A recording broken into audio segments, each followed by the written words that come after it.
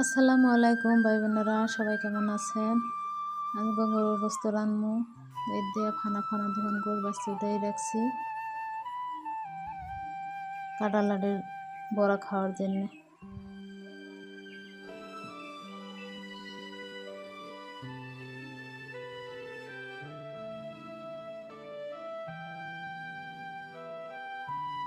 দোহান উঠাই রেখে আর তার রান্নার জন্য জোগাড় করে নিয়েছি। আর যে দোহান উঠাই রাখছিলাম সেই দোহান কুচাইয়ে পেঁয়াজ আস্তে আস্তে চার ফালা করে দিছি, কাঁচামরিচ ধুয়ে লইছি আর রসুন ছিলাই লইছি খুঁটে খুঁটে। এখন এইগুলো ব্লেন্ডার করবো।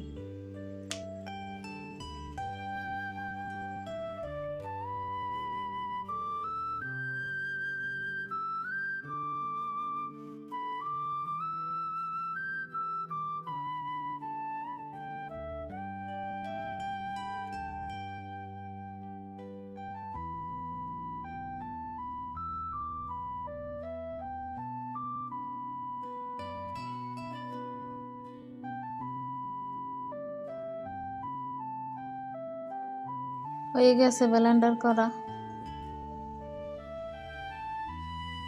আর এই কাঁঠালের আটিগুলো হালকা একটু সেদ্ধ করা, তো এই জন্য হাত দিয়ে চাপ দিলেই গুঁড়ি হয়ে যায়। এগুলো টিপে টিপে গুঁড়ি করে হেলামো। আপনারা মন চাইলে ব্লেন্ডার করে লইতে পারেন। আর এখানে দেখতে আছেন ছোট ছোট টুকরো করে লইছি 4 টুকরা দারচিনি, 4 টুকরা লবঙ্গ, 4 পিস এলাইচের দানা বার করে লইছি। আর লই যাইয়া ছোট্ট 4 চামচের 1 চামচ জিরা আমি পাড়ায় বাট দিলাম। পাড়ায় বাটা হয়ে গেছে। আর এখানে মোর হাতের এক মুঠ মুসুরি ডাল এই ভিজাই বাট লইছি। আর পরিমাণ মতো নুন দিছি। আর যেগুলো ব্লেন্ডার করছিলাম সেগুলো দিয়ে দিছি সব। দেওয়ার পরে এগুলো কসলাই মাইকে লমু।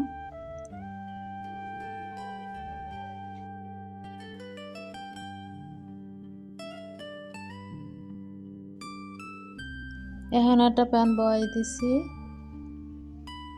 গ্যাসের উপরে। দেওয়ার পরে চুলার আঁচটা একদম কমাই দিতে হইবে। কমাই দিয়া একটু একটু হাতে উঠাইয়া লাড্ডুর মতন বানাইয়া হালকা হালকা টিপে দেওয়া লাগবে। একদম চ্যাপটাও না আবার গোলও না।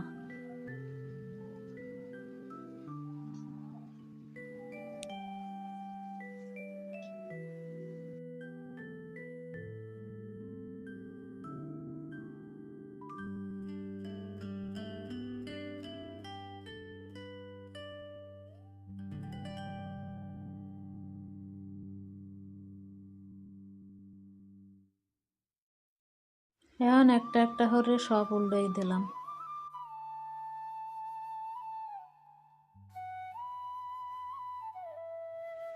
উল্টাই দেওয়ার পর 5 মিনিট সময় ধরে ঢাকনা দিয়ে রাখতে হইবে।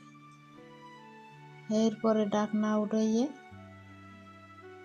একটা উল্টাই দেখা লাগবে যে এইগুলো সমান হয়েছে নাকি। এই হয়ে গেছে, সমানই হয়েছে, বেশ মচমচে হয়েছে। এখন একটা একটা করে সব উঠাই হেলাইতে আসি। এদিকে আমার শসার দলেরা হাজির খাওয়ার জন্য। তো আমার এই রেসিপিটা যদি ভালো লাগে অবশ্যই সাবস্ক্রাইব করতে ভুলবেন না। ইনশাল্লাহ সামনের যত ভিডিও ছাড়মু সব ভিডিওগুলো পাইবেন। আর একটু ছাদে উঠলাম গাছ পরিষ্কার করার জন্যে। গাছের গোড়ায় অনেক বন হয়েছে, বনগুলো বাঁচতে দিলাম। এগুলো যদি টপের ভিতর থাকে তাহলে এইসব গাছের জন্যে এইসব গাছের জোর কমে যায়। জন্য এগুলো পরিষ্কার করা লাগবে, ওগুলো উঠেই ফেলানো লাগবে, কোনো আগাছা গাছ থাকতে পারবে না।